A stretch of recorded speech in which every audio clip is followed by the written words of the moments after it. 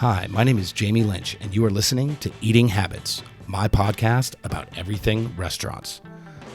I will explore the human element of the hospitality business, and I'll talk to the who's who in restaurants, explore their stories, and hear what's on their minds in the ever-changing landscape of the food and beverage industry.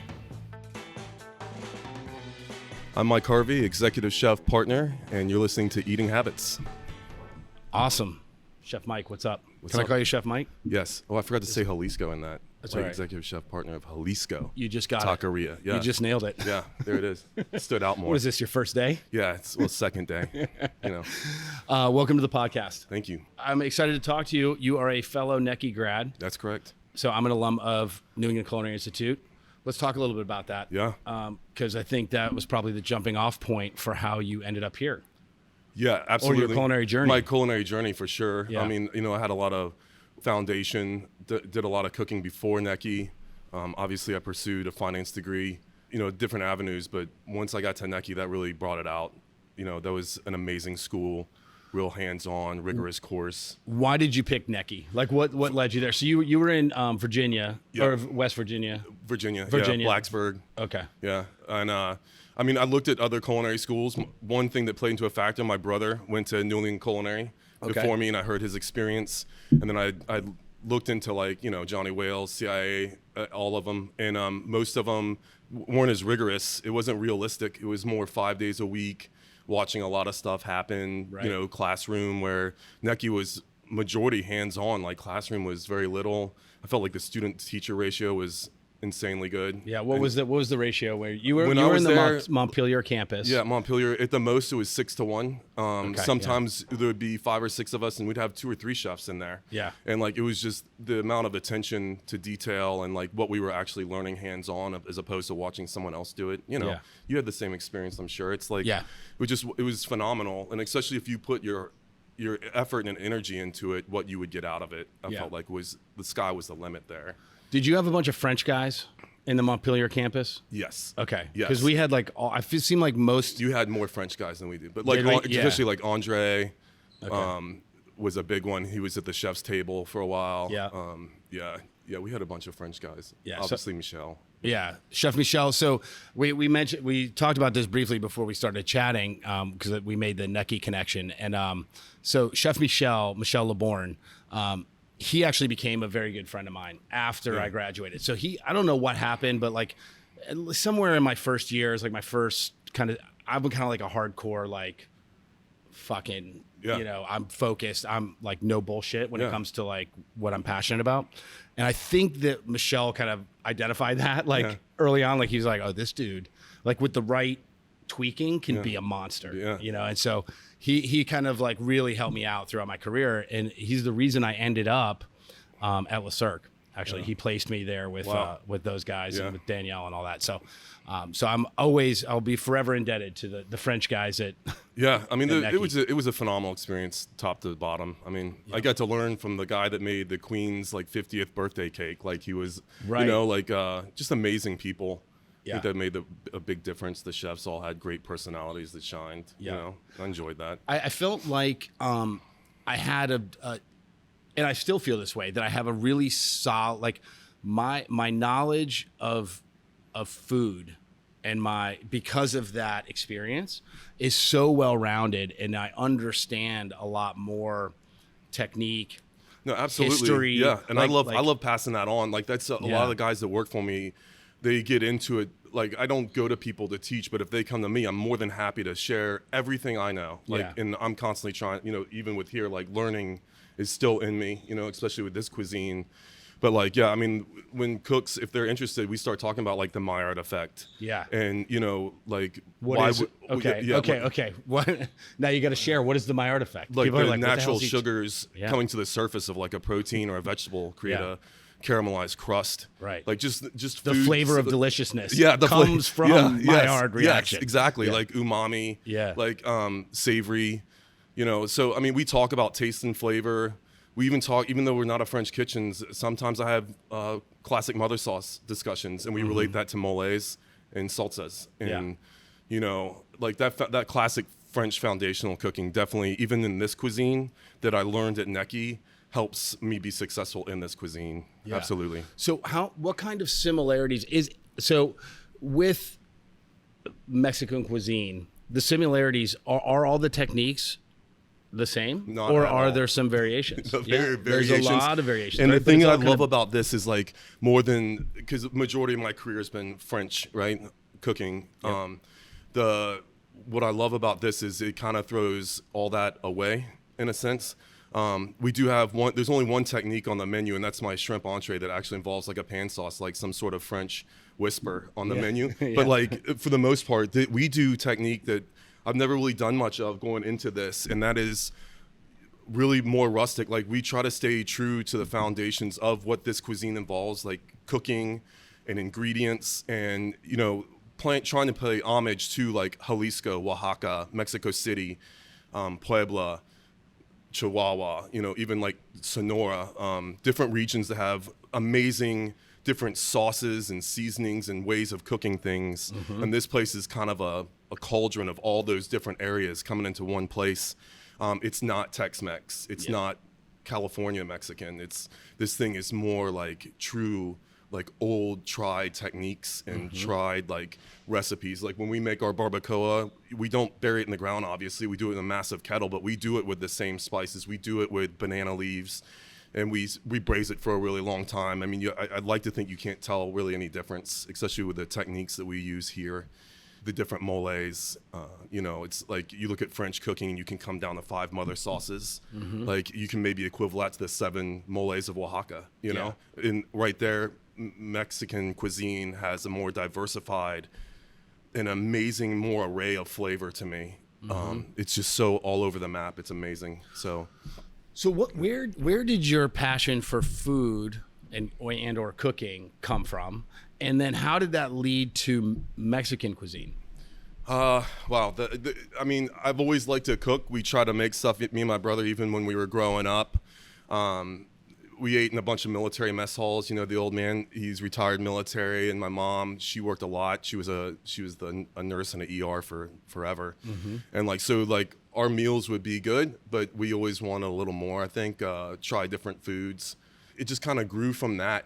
And then when I was out at Cacique, we would dabble in a lot of different cuisines, but still following Colicchio's vision of how that was. But especially even during family meals, because we would do 100 to 120 people for family meal at lunch, and then like 80 at dinner. It was a lot. But it was great. We explored different cuisines that way too. And this one always spoke to me the most. Like I was always just enthralled with figuring this out. And then once we opened here, just the world just keeps growing. Is now like we're at this phase where we're exploring the 49 land races of corn out of Mexico, which all the corn in the world can go back to these 49 land races of corn.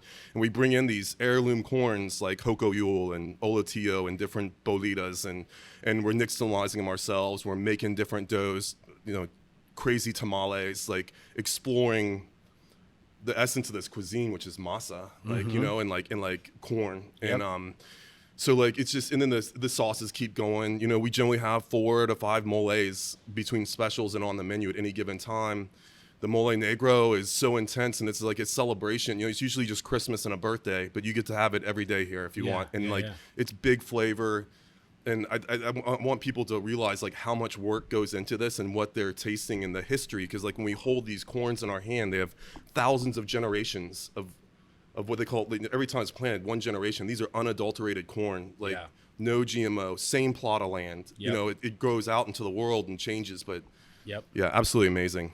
Cool. Where do you get those land raised corns from? Like who supplies those to you here? Mostly right now we use Hacienda. Okay. Hacienda is huge. Rick Bayless uses Hacienda for all his corns at all his restaurants. The guy just wrote a book called Masa. We are knee deep in that book, man. Yeah. Like he has so much experience and so much technique, and we just consume everything. Me, my sous chef Jay Heck, and some of the guys like the line cooks, like they get really into it. And I've got a guy that works for me that taught culinary school in Mexico City for 8 years, and he's in it. Like he came here because he thinks we have the best Mexican food in Charleston. Cool. And like he's working here because of the vibe we put, especially in the kitchen, And it's just that whole thing. It's just it's finding the right guys, right? Like Yep. people that are into it, and like if you can find a good core group of guys like I have, like it's amazing what that does for your cuisine. If you find the right people that are passionate about food or cooking, you can do any cuisine.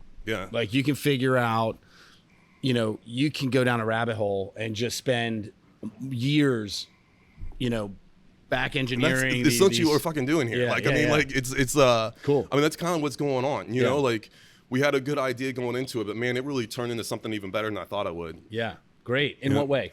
So it's better just because everybody's so passionate about it because. Oh, every way. I mean, it starts with, the Kishes, Jonathan, Patrick, Steve, like from their support and them having them as partners has been absolutely crucial.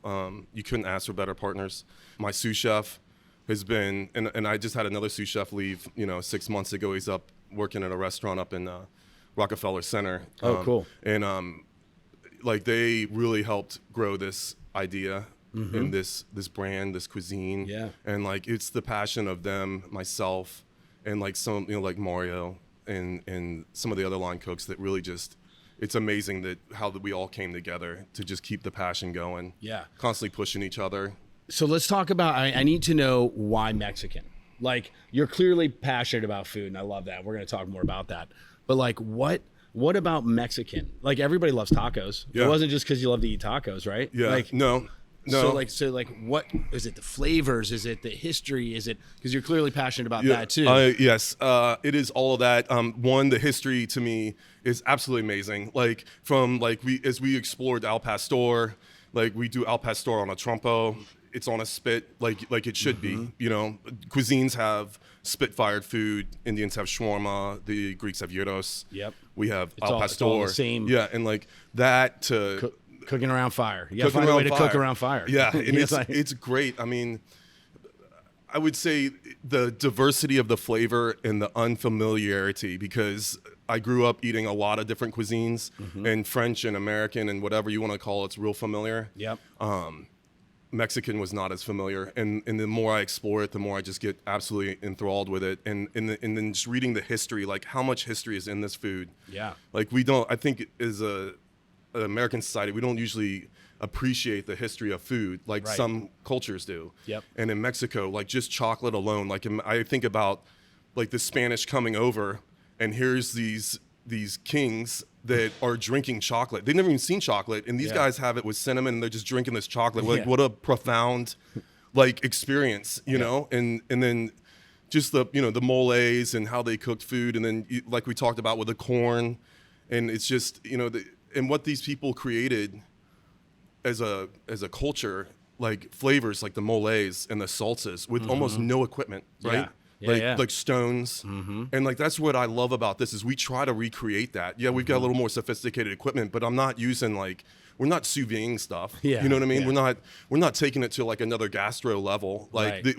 we're trying to cook in that fundamental like the roots of this cuisine. Gotcha. And yeah, that's why Mexican. Yeah, cool. Like, yeah, Man, that's you know. awesome. I love it. Why? So, Charleston. Like, why Charleston? Like, why does Charleston need this right now?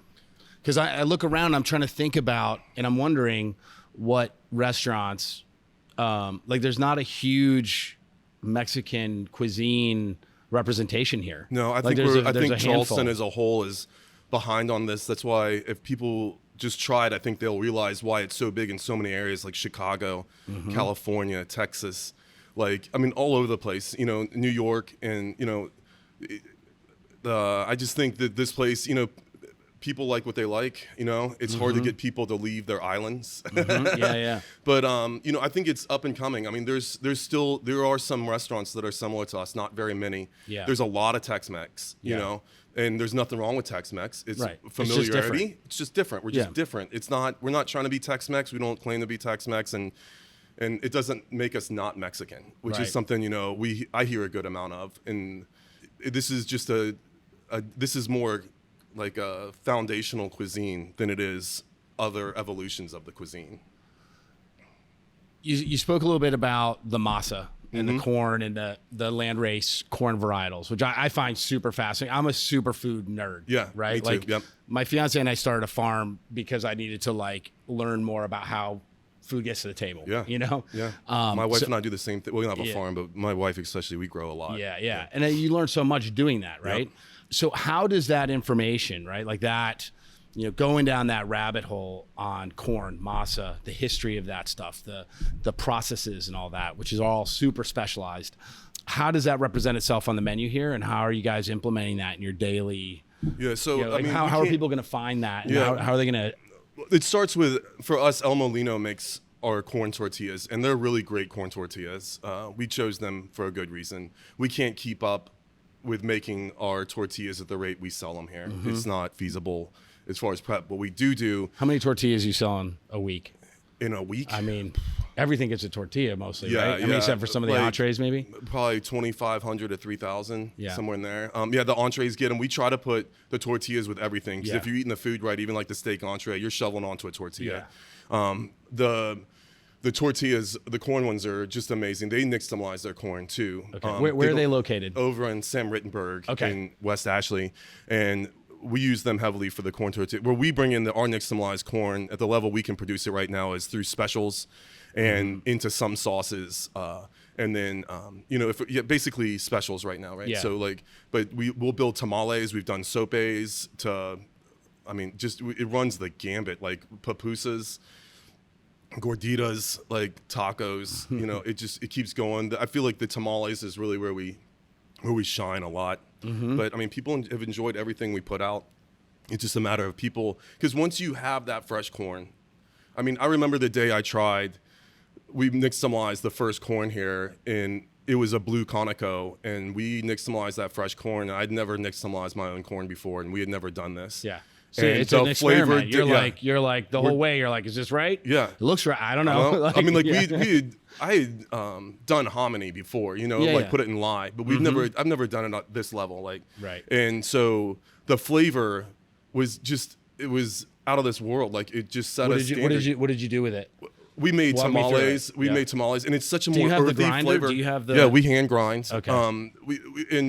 So when you soak the hominy in the lye, that's crucial, because it brings out the vitamins, the niacin and the B vitamins, what have you. And so even if you got the corn and you didn't nixtamalize it and you got it to where you could eat it, you don't get any nutritional value. Yeah, but it's because it's like buried within those layers. You got to break that shell so just first of all, on that science level of the food was really cool to explore and understand why we're even doing that. And then we get into the flavor once you've ground this corn.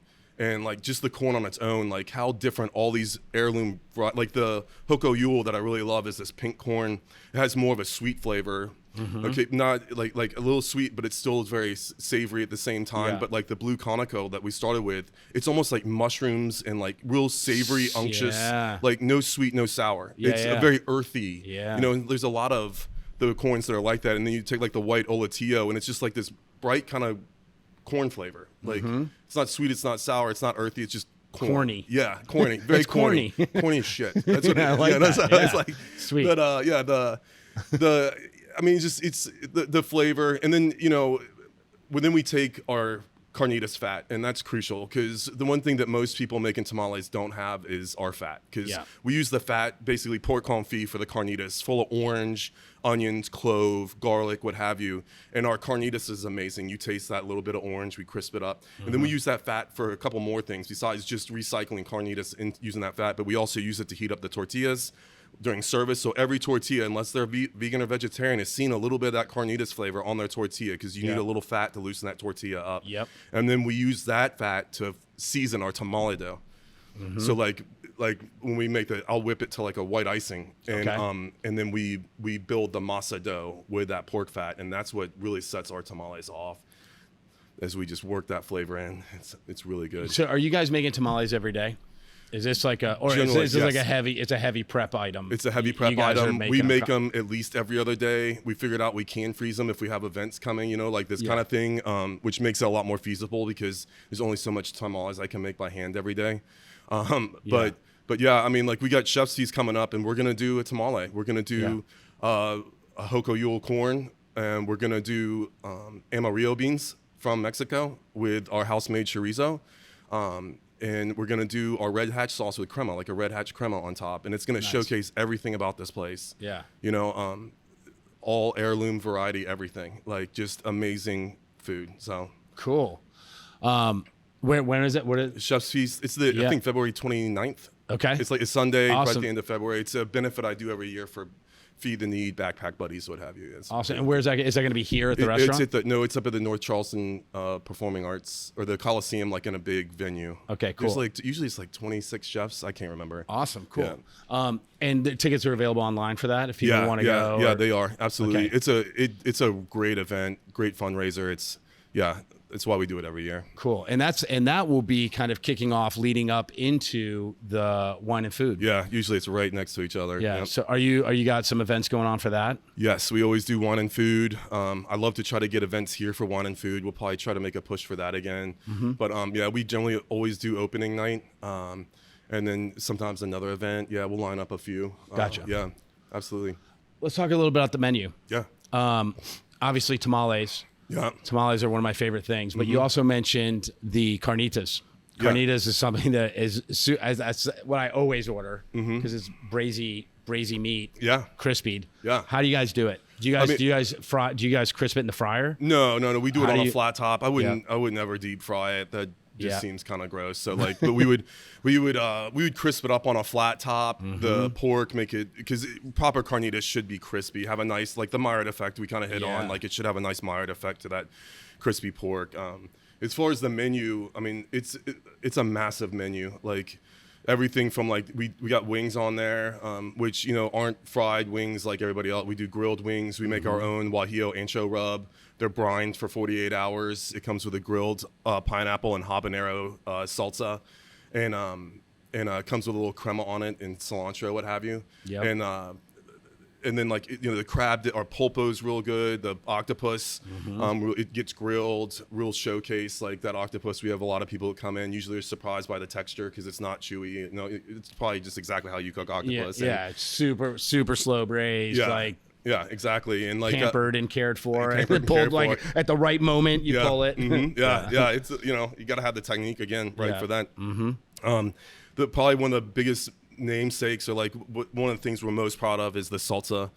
The salsa, we maintain just in the salsa section 8 salsas at all time, made from scratch in house. They're very labor intensive, and they run the dynamic. From our guacamole is very delicious. It's just a matter of flavor balance, and it showcases avocados, where our avocado salsa is the opposite. It's like the kitchen sink. It's got habaneros and serranos and jalapenos, oregano and cilantro, garlic and onions, and it's very bold. It's full of flavor, and that's something when people haven't ever had avocado salsa, that's usually one of the big things that kind of like opens up their mind. They're like, wow, I didn't know this existed, And then, we've got basic like salsa mexicana, then we have Guajillo salsas, we have arbol salsas. The Morita salsa, a lot of people think of that almost like a barbecue sauce because of the smoked jalapenos, and then it gets this big lime kind of acid punch. As great as it is with chips, it's even better on food. The sauces at this place, we have so many, and they're hidden in places too, between the salsas and the moles. There's just a ton of sauce making here. Yeah. I mean, we have a huge variety of tacos, and they're all made to order. And then we get into the entrees, and what's been even more successful than I thought it would be our birria. And the birria, like, we dip the tortillas in a sauce and we fry them with the cheese. It gets the birria meat, the consomme, what have you, and like people just seem to love that dish. The tamales are a good showcase of our corn. Yep. The rellenos are great. We don't fry our relleno. We cook it to order. We stuff it with carnitas, and then our elote dip, our corn dip, that's been highly successful, and some Oaxacan cheese, and it gets the red hatch sauce, and it's quite a flavor journey unto itself. Everything, it's a lot of from scratch, it's cooked to order. Everything's very fresh, as it should be. So let's talk about, I'm curious about the white man's approach to the chili journey. Because I've gone down this road myself. Like in my kitchens, and we don't cook Mexican cuisine really. We're modern American, so the beauty of that is I can do whatever I want. I can just get inspired by something and then turn that into a dish. And a lot of times it's based on tradition, loosely. And then I just put my spin on stuff and play. and see what comes out. A lot of times it goes in the trash, Yeah. but sometimes I get like some real winners that are new dishes, right? Like creations that are really exciting. Sure. But one avenue that I've been down over the years is chilies, chili peppers. And man, there are so many varieties with so many different flavor profiles and then combinations. I remember a dish that I did at our first restaurant in Charlotte back in the day, like early on. It might have actually been on the opening menu, but it was a duck mole. And so it was a braised duck leg in a traditional mole, and it was a red mole. And just like dissecting that process for me was just like, it was a mind fuck, right? Yeah. Like I was like, you know, there was like 50 ingredients. Like I don't think I'd ever prepared a recipe with that many ingredients, and I had like it's daunting. And I had to like get my mise en place together, and it really kick-started or reinvigorated that idea of mise en place, right? Like you have to have all your shit together. Yeah. When you like, you can't and be it's a lot. You can't be like, oh, where's the where's the chilies? Like you have all your shit together and go, because like it's time sensitive and everything has to go in layered. Yeah. You know, and I mean, like, so much so we generally make like the mole negro, which it has 28, 30 ingredients. I mean, that ingredient list runs the gambit. It even includes like from shortbread cookies to fried plantains, and you know, it's what people think of a lot of time with mole, because it has the chocolate and sugar, you know, 4 different nuts, pepitas, sesame seeds, peanuts, almonds, the 4 different chiles, and those are burned hard. Like that was a crazy thing when we started realizing that you're supposed to burn the heck out of these chiles for some of these ingredients. You know, it's tough to watch that happen. Yeah, you're like, oh, it's over. Like it's literally over, on fucking fire. Like I don't know what to do right yeah, now. You know, it's like, but you know, we get those, but we are very intentional when we build that mole. We do everything in steps, like you're saying, but we do it so much that we don't build it all at once. Like we'll fry the nuts with like the dried fruit, set that aside. We burn the chiles, set that aside. Like, yeah, it's a daunting task, but that's why that sauce is a celebration sauce. Like that's why they don't make it that often. Right, yeah. And that's why like it's for Christmas and birthdays, you know? And like, so, but not all moles are like that. We technically don't have enchiladas. We have enmoladas is what we have. And we do a mole, but this is a guajillo mole. It's a lot more viscous. It's thickened with masa, and you know, it's not like any other thickener except for fresh corn dough. Yeah. Okay, and it doesn't have chocolate. It doesn't have nuts. Like it's still a mole. The mole verde, it's more like the mole negro. You know, it goes back to us studying the 7 moles of Oaxaca and like realizing the diversity of the moles and the time and effort it takes for that. And because we're passionate about it, we make it. Do you know how many moles there are? Like, I'm sure it's thousands. Yeah. I mean, if you study it, it's the 7 Oaxacan moles. But like, but there's. I mean, like our red hatch sauce is technically a mole. Okay. And we don't call it that. Right. It's just red hatch sauce, salsa. But it would be a mole. You know, I mean, like basically, it's just too many options to not have. Right. Like the amount of chiles, the amount of ingredients leaves too many variables not to just have thousands of them. How many chiles are on your dry rack back there? Like, right now? Yeah. 11. 11. Yeah, we got 11 different dried. Yeah. And then we usually maintain 5 different fresh chiles. And then we bring in specialties. Yeah. That's crazy. So, okay, I got to ask you this. Yeah. As you were talking about moles, I was thinking to myself, I was like, I wonder how he feels about people and spice level. Do you get people like? Do you guys do spice level? Somewhat. So like, we try to tell people when it's spicy, right? And the staff, it's a constant training with the front of the house staff, like to. But I mean, we do like even like the basic stuff. I'm sure you have to train the guests too. Yeah, I mean, it is. Well, we rely heavily on the front of the house to help steer the direction of the customer and educate the customer. Yeah. Because otherwise, a lot of people would come in here, get a chicken taco in our queso, and go, What's the fucking difference? You know, and like we're trying to get people to explore the amount of flavors. Yeah, there's some spicy stuff on here. We don't make anything so crazy spicy. We're not using Reapers or ghost chiles. I don't believe in making things so damn hot you lose your palate. Yeah, you know, and they don't use that stuff in Mexico anyways. No, they don't. Right? Like habaneros is like. Because I get both. Well, I get both ends of the extreme. Because I get people who come in here and they're like, "That's the hottest you got," and I'm like, "Yes." Yeah, that is the because hottest you're I got. supposed to taste it. Yeah, It's supposed to be enjoyable. Yeah, it's supposed to be enjoyable. It's not a test. But yeah, there's the other extreme, the other end of that, where there's some people that can't take any spice. And when I say spice and like people say spicy, here it doesn't necessarily mean heat. Right. Like, and I think you probably have dealt with this. Like when you say like, yeah, it's got spices or it's spicy. Yeah. You don't necessarily mean, hey, it's gonna rip your face off. Yeah, it could be very mild. Yeah. But I got a lot of seasoning in it. Like a lot of my chefs didn't know what picante was. Really? Yeah. Like I have chefs that come through my kitchen that are applying for like CDC positions. And we start talking, and part of my interview process is I talk about food. Yeah. I just want to see where their head's at. Yeah. What inspires them? And I always talk about picante because I'm all about like a rounded flavor profile. Yeah. And they look at me like I'm fucking crazy. They're like, "What do you mean picante?"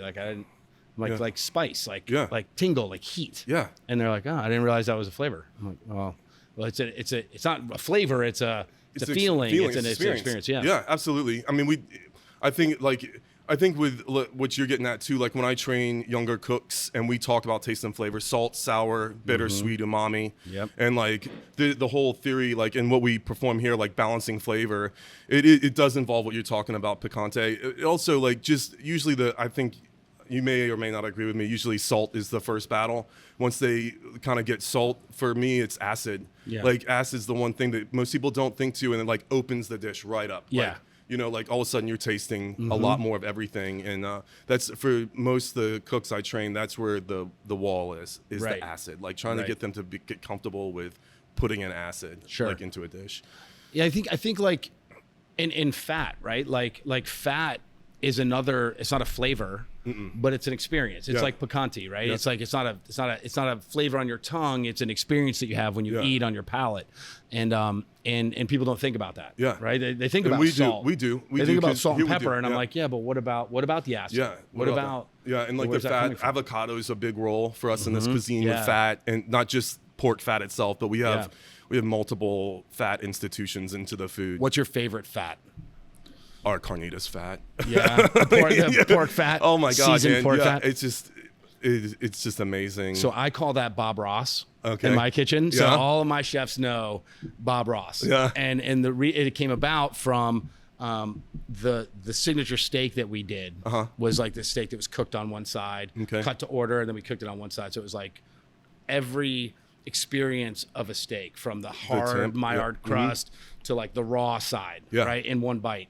And we would take the fat from the dry aged strips, and then we would render that with aromatics and stuff, and brush every steak you did a with tallow grill. Yeah. And so it became Bob Ross, because we happy little steaks, like every steak. Yeah, people, and I that's had that, brilliant. And it was always in my station. So that's fantastic. Yeah. Everybody's got our Bob Ross is definitely carnitas fat, and we use the heck out of it, and it's on every station. Yeah.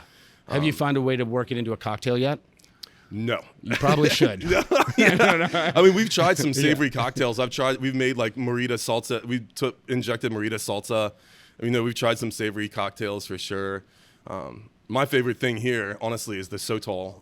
Have you ever had sotol? No. Sotol is amazing. Like tequila is all, blue agave. Right. Mezcal's agaves from all over, only Jalisco agave for tequila, right?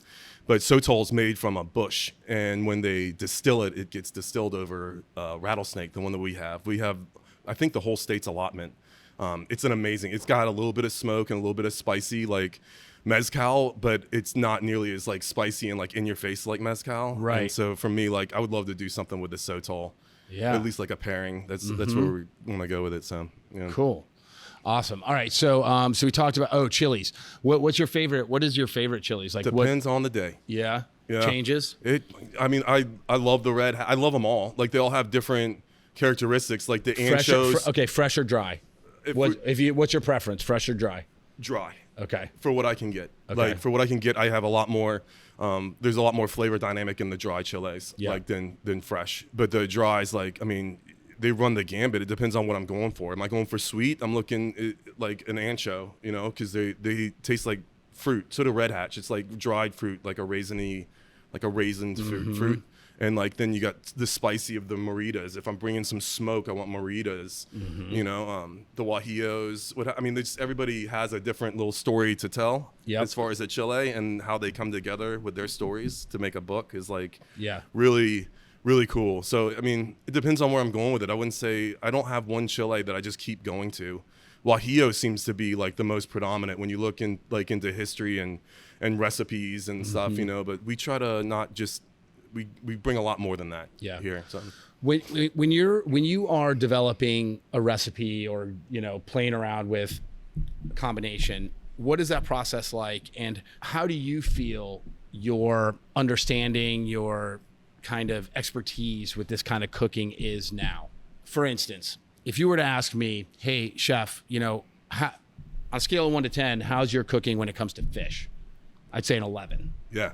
Right? Okay. Like I spent a lot of time. I worked at Aqua in San Francisco. Yeah. Like I've studied cooking fish. Yeah. And I'm a badass at it. Yeah. Right? Yeah. But I haven't always been. Yeah. Like I burned a lot of fish. Yeah. You know, and I overcooked a lot of fish. I undercooked a lot of fish too. But so I'm wondering, because, you know, there's so much to learn about this cuisine. And how long have you been really in it? Almost 4 years. Okay. Yeah. So fairly new to this type of cooking. Oh yeah, I'd say I'm still new. Yeah. So I'm curious where you feel like you're at as far as understanding it. I feel like I'll speak for myself and for my sous chef that we have a phenomenal foundation of this food. There's still a lot to learn and to have fun with. That's what keeps us going. But like where we were 3.5 years ago compared to right now, phenomenal. Like we have really embraced it. We have learned so much. I could walk into a lot of places and just bang out some amazing Mexican food without even thinking about it. And our masa technique is just, I would say we're at 11 out of 10 with our masa technique. Like you are with fish. Like we are nailing it. We fucking nail it. And because we're so hands on. Like we know the right consistency now. Like and it's very finite. I mean, it's not something you can learn by reading. You get like most of this, you know. You can't read a recipe and then do it. You have to do it over and over again and get it. Yeah, and like with that masa book, I mean, it's a huge reference for us right now, but it doesn't tell us everything at all. Like it's us like hands deep in that food, like that really, and I feel confident as hell right now. Like we were putting out a phenomenal fucking product. I'll put us up against anybody. Yeah. Like I mean, without sounding cocky, because we have worked our butts off to get to this point. Like I mean, it has not come without, especially for myself and you know my partners and my sous chef, like blood, sweat, and tears for real. Like it has literally been especially with the pandemic, like what the pandemic did to us. And like because the first 3 months before the pandemic hit, we were gangbusters here. Like we were on a wait all the time, like and really we just took off. And like, but you know, is the pandemic just kept trying to beat us down, beat me down, beat Jonathan down, you know, like the more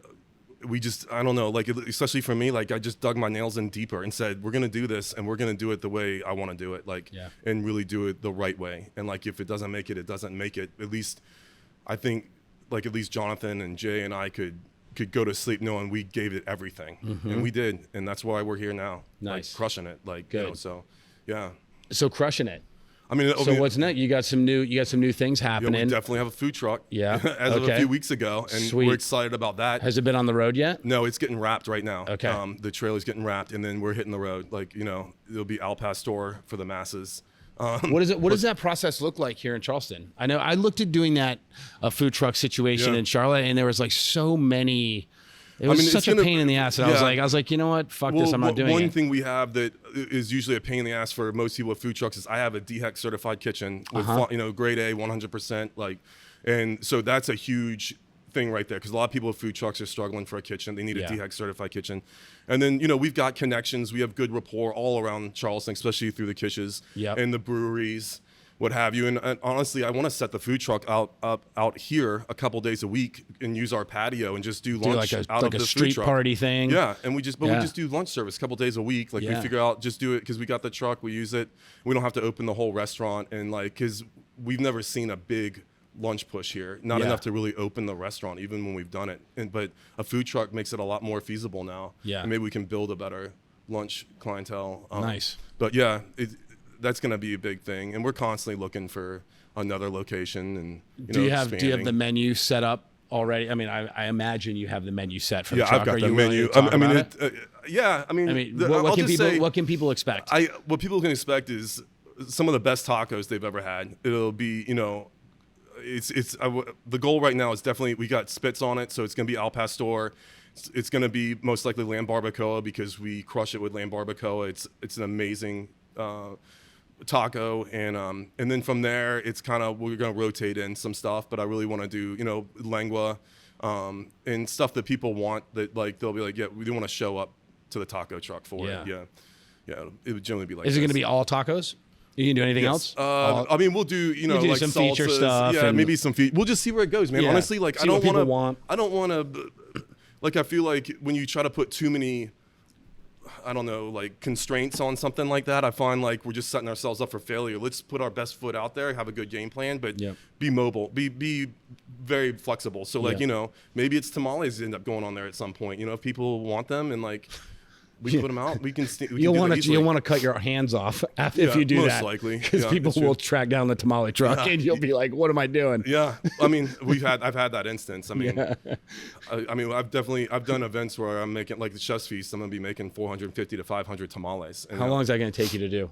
I imagine you're pretty good at making tamales. Yeah. And for this, I mean, I imagine like all in, it'll probably take me like 24 hours. Yeah. 24 to 36 hours, something like that, worth of work, I imagine. That's a lot of rolling. It's a lot, but but they're good. I love it. Yeah, and people are going to love it. Dude, I want people to experience it. And like, hopefully if I just get a few people to experience what that is, it's worth it. Yeah. Like, and hopefully they come to the restaurant and enjoy it. Like, yeah. So what is the thing about this food that you want to touch people the most? Like, if they come in here and have a meal, what experience do you want to happen to them? Like, I want them to try flavors and fall in love with the cuisine that they've never had before. Yeah. Or I want people because I have a good following of people that know this cuisine, and they come in here because they appreciate what we're doing. Either one of those experiences is what I'm going for. Either you know this cuisine, like you have a good idea of what we're trying to do here, and you fall in love with it, and you're like, yeah, they're doing it right. And I get a lot of those comments. Or you are used to maybe Tex-Mex or other styles of Mexican cuisine and not necessarily the foundations. You come in here and you realize, man, there's a lot more to this than I thought. There's a lot more than just fajitas. Yeah. And like, like quesadillas and refried beans. You know what I mean? Yeah. Like there's a lot more than that. Sure. And I'm not saying anything's wrong with it, just so everybody's clear, because there's nothing wrong with the rest of it. There's nothing wrong with a quesadilla. I love them. Yeah. But like but those are your options, right? It's like, and I think I don't think it's for a lack of people being experimental or loving it. I just don't think they've ever had the option to have it, have authentic. But the only thing that I would say is a little disheartening is, well, two things. One, because I'm a white American, I can't cook Mexican. And two is, and we've heard this comment a few times, they don't give out free chips and salsa when you walk in. It ain't Mexican. And it's like, that's not what makes Mexican food. Like, I don't know many restaurants that you walk into and they give you free stuff just right off the rip. Right. And that works for the Tex-Mex restaurants, but they're also, I'm not saying all of them are doing this, but a lot of them are pouring salsa out of like a jug. Okay. Here, you're going to come here and you're going to get salsas from scratch with raw ingredients and either cooked or raw, and like, there is a process to that, and there's labor. And if everybody wants to get behind livable wages and people making a living, and for us to be a restaurant that profits, like these kinds of things, if you want that fresh salsa, we don't give it away. Right. So I'm glad you went down that road, because I think that's an important thing that consumers, guests, foodies need to get behind. Yeah. They need to fucking speak with their wallets, and they ought to support the places that are doing it right, or the food that they like. Yeah. I think the giveaway thing is we restaurateurs, restaurant people have been doing that for a long time. Yeah. Absolutely. And we're in a position now where the cost of goods is so high that it's really hard to give anything away. For me too, it's not even that it's just high. It is so damn volatile. Like one week it's like $80 avocados, the next week it's $50 avocados, and the next week it's $120 avocados, and like so like we have to put market price on the menu. But it's like even the dry goods from to-go boxes. I mean, right now the eggs are through the roof. Yeah. You know, limes are starting to do their thing where we're paying $70 a case for limes. Everybody wants limes with their tacos. I got to pay for that. Like limes on the plate. I don't charge you for limes, but you know, like all of that we stuff. gotta grow some lime trees. We gotta talk to your wife. Be like, hey, we gotta get some trees out. Trees going. A little orchard. Right? I mean, I you know, some of the restaurants where you get free chips and salsa, or say you go there and you get bread and olive oil. You're either paying a premium for that, like say a really high-end 5-star restaurant where you're getting like a really amazing bread, or you're getting a real shitty product. Yeah. Because they're not giving you the free stuff, and it's gonna be worth a damn. Otherwise, like you're paying for it one way or another. Yeah. They're either building it into their cost of their entrees or whatever. Or they're just not giving you good product, like the chips and salsa, or like really not great bread with like some margarine. Yeah, the chips are getting like ripped out of a bag. And just emptied in. Yeah, that kind of thing. You know, so like there's just for us it's a matter of quality, and and with that quality comes a cost. But that quality is what Mexican cuisine was built on. Exactly. It wasn't built on quantity salsa from a thing. And it wasn't built on fucking quantity. It was built over like stone mortars. Yeah. People grinding shit by hand. Yeah. Stone rolling pins over big stone blocks to hand grind mole seeds, and like mixing in chocolate with like stone. Like it was never a matter of quantity. You got me like super hungry now. Yeah, well, I hate to say it. I'm embarrassed to say it. We haven't been here yet. For shame. This podcast's over. Yeah. Well, we're gonna come tonight. We're gonna come tonight and check it out. Yeah. So where's your favorite Mexican cuisine? Where do you go for Mexican cuisine? If it weren't here, I don't really go anywhere for Mexican cuisine. Where's the best you've had? I'm sure you've had in around. Charleston. No, just in general in the world. Man, honestly, like the best I've had is in California. We were in San Diego, and honestly, with so many restaurants, I remember hardly any of the names of them. Yeah. But like the diversity, like there was even a taco spot that was really cool. They would take Chihuahua cheese and cook it straight on a flat top and caramelize it up, and it would all become like a big cheese disc. Yeah. And they topped every taco with this cheese on top. It was really crumble cool. It? Or no, was it was like a patty, like an oval patty on top of every taco they served. Like the diversity in salsa is just. They had just one person back there fucking prepping those things. Oh yeah, nonstop. I mean, walking through like the old town of San Diego and seeing Mexican restaurants where there's like a team of 3 women, standing around a big tamal. They would stand around a tamal and just just constantly cooking. That's how you get to do tortillas for your restaurant. Is the big flat, big round. Yeah, usually big round. Yeah, I don't know. Like it was the whole experience of San Diego, and it's so immersed into Mexican culture in so many areas, and the food, it was amazing. I mean, another place that I love, honestly, is up in Asheville, this place called Salsa's, but it involves Caribbean Mexican. Okay. But dude, they kill it. Yeah. Yeah, there's always a line, and I recommend that restaurant every time I go up there, or tell people. They do molcajetes, and they do them amazingly. Last time we were up there, we had a lamb molcajete that was very memorable. Nice. Like, it's absolutely delicious. Around here, though, I mean, we don't really get out as much as we'd like to, but yeah. But you wouldn't anyways if you were going out for Mexican, would you? No. I mean, you'd come here. Yeah, I eat it here all the time. Do you? Yeah. Do you come here to eat as a guest? No. Like sit at a table with your wife and have dinner? No. Have them cook for you? No, but my family eats in here, and I mean the extended family, like a lot of family. They eat here at least once a week, and I'm constantly eating the food in the back. I've never come in here as a guest and like sat down. The little bit that I get to get away, I'll enjoy that. Yeah, you try to get away. Nice. So where do you go? What if you were to eat out, where would you go? Man, honestly, where I'm dying to go right now is Brasserie Le Banc, because that takes me back to like what I used to love to cook, and I'd love to have a cassoulet right about now. Other than that, like I was born in Germany, and like I've been reading about this Nick's German Kitchen over in Mount Pleasant, and his food looks good, and the menu reads really well. It is good. I want to go try that. My partners know those guys. Okay, they know them personally, and the food is very good. It looks amazing. I can kind of relate to whoever the chef is there. Legit. Yeah, and like I enjoy legit. Being born in Germany, and I have a passion for German food too. But when I look at his food and I look at that menu, it reminds me a lot of here. Like trying to take a cuisine that most people don't understand and bring them a really quality product and the plate ups look very nice, like Yeah. really nice. So I mean, yeah, I saw like when I immediately saw his food, I thought of here. Yeah. Like, Have you tried Maison yet? no, Willie Love's gonna hate me for that. I still have not made it there, and I know Yeah. the owner, and I know Vandy. Yeah. And like I've seen their product, and it looks phenomenal. You got to check it out. Yeah, I So would. It's definitely that. Yeah. I have a brasserie Yeah. in Charlotte, and I came up in French restaurants. Like Yeah. that is my jam. And Vandy's killing it over there. I Yeah. mean, it's I see his food. His food is amazing. It looks amazing. It's incredible. Yeah. It's really good, and he's He's extremely talented. their technique is so on point. Yep. So I would recommend. Yeah, if you want to absolutely. check it out, man. You guys will have a blast. Yeah. I'm curious, is there a region in Mexico? Because you guys you cook from a lot of different regions around. Is there a region that sticks out to you as being like one that really resonates with you, or are you just kind of enamored with the whole thing? Definitely the two that stand out the most, that you probably see the most on the menu, is Jalisco and Oaxaca. Okay. Oaxaca with the moles and a lot of technique. I mean, it's a lot of people consider Oaxaca the culinary capital. Jalisco, our namesake, is obviously well represented. Like birria tacos. During restaurant week this past week, I was doing carne en su jugo.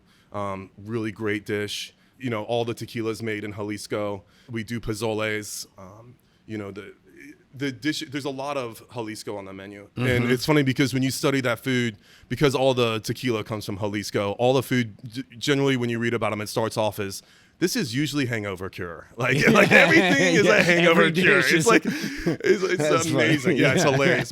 But you know, it's like, those two definitely, I mean, there's other regions, like little things we pick up, canasta taco, like we've tried to do tacos de la canasta basket. Like, you know, Puebla is big for that. The Al Pastors of Mexico City, like the big restaurants that do the big Al Pastor. Such an amazing, like how they do it is really intriguing. But I would say Jalisco and Oaxaca, those are probably the two. I mean, Yucatan's the easy answer, but you would definitely find Yucatan on us, but we much prefer Oaxaca and Jalisco, like those regions. Yeah. Yeah. Cool. Awesome, man. Well, listen, this has been an awesome conversation. Is there anything else you want to cover that I haven't touched on? Just that my 49ers won last night. Did they? Congratulations. Yeah. So we are huge. Big. So we are Panthers fans. So we're McCaffrey fans. Yeah. Thank you. Thank you. And so you're welcome. Yeah. And good for him. We're super proud that he's in the playoffs. Thank you. And we all, as a Niners nation, we all say thank you. Yeah. And you're welcome to come join the McCaffrey train. Yeah. In San Fran. Yeah. Right. That's awesome. Well, the funny story is, so my first externship was at Aqua in San Francisco with Michael Mina, and I worked for Michael for a year there, and he used to call me Rodman. He is a huge sports fan. Okay. Yeah. You know, and so Rodman was my nickname. Okay. And I think he actually has he does some food at the stadium. Oh, really? He does Michael like Mina does? Yeah. Huh. He's got I don't know what it is, but he does like huge. I see him on his Instagram all the time doing it. Like every home, like he's fanatical. Okay. So I know he's probably burned his house down or something. With the way he has. Oh my God, it was so stressful too. It was extremely stressful. We ended up turning it off in the second quarter because we were like, okay, I can't. Yeah. He's not our guy anymore. Yeah. I can't sit here and watch the Niners just. I don't know. My sous chef's an Eagles fan. We don't know what we're gonna do on Sunday. Oh God. Yeah. Are you guys open on Sundays? Yeah. Oh, my sous chef usually works. Obviously, he's not working this Sunday anymore. What's gonna happen? I don't know. We'll figure it out. I mean, I'll give my sous chef off before I will. I'll work his shift if he takes it. It's fine. You'll be standing right out here watching. Yeah, you know. But you'll work the station right over there so you can watch. Yeah, right. Taco station's closed. Yeah, no tacos tonight. For the next 3 hours, there's no tacos. Yeah. Until all the game goes. Yeah, right. Free tacos. Or it could be really angry tacos in a shorter amount of time. Like, that's awesome. Well, good luck in the playoffs. I hope you guys get to the Super Bowl. Me too. Awesome. Good conversation. Yeah, great conversation. I really enjoyed it. Thank you very much. Thank you.